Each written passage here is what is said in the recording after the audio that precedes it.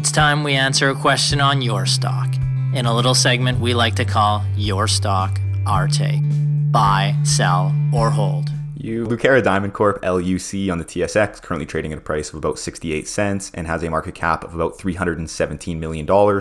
So Lucara is a leading independent producer of large, exceptional quality Type IIa diamonds from its Karowe Mine in Botswana, and it also owns a 100% interest in Clara Diamond Solutions, a secure digital sales platform positioned to modernize the existing diamond supply chain and ensure diamond provenance from mine to finger. That's definitely becoming a more important thing, is people want to know where those diamonds are coming from actually.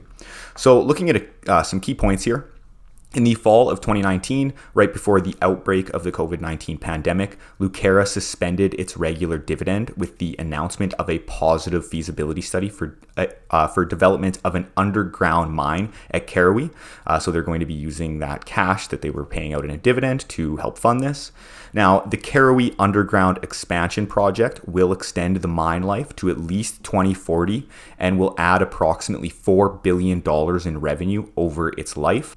Now, compared to 2020, the diamond price recovery began in the fourth quarter of 2020 and had largely improved to pre-pandemic levels by the end of 2021, owing to strengthening diamond jewelry demand against a backdrop of declining global supply. So that's what I do think is interesting about the diamond sector, is just what I said there, that backdrop of declining globally mined supplied diamonds.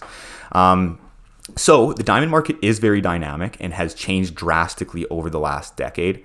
So number one, we are seeing lab-created diamonds enter the market and grow at a significant pace. Now, people must understand that these lab-created diamonds are literally perfect substitutes. They are just compressed carbon.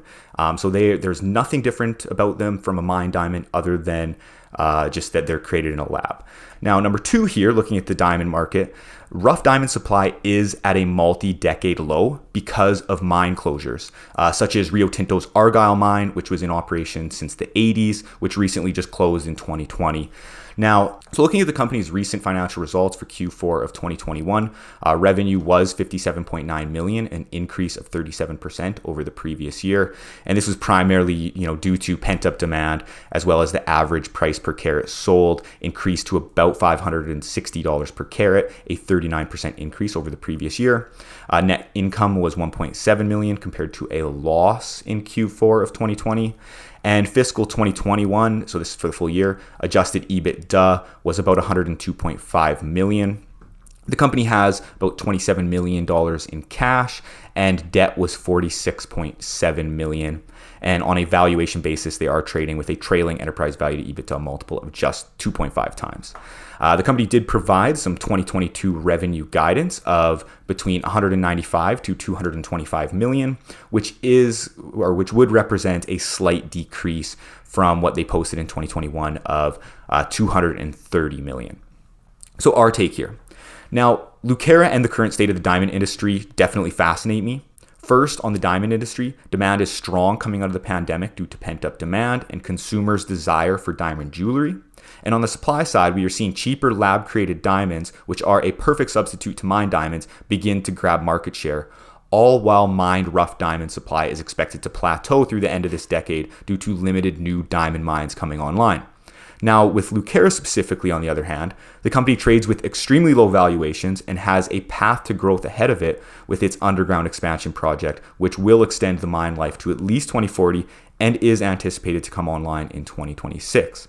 It is, however, a high-risk stock. The diamond industry is changing with lab-created diamonds, but it is of my opinion that mined diamonds will remain a significant part of the industry through the end of this century, especially large, high-quality stones such as produced at Karowe. But yeah, it's an interesting business. They could have the wind behind their sails, but again, it is, relying on a commodity, and there's definitely risk there.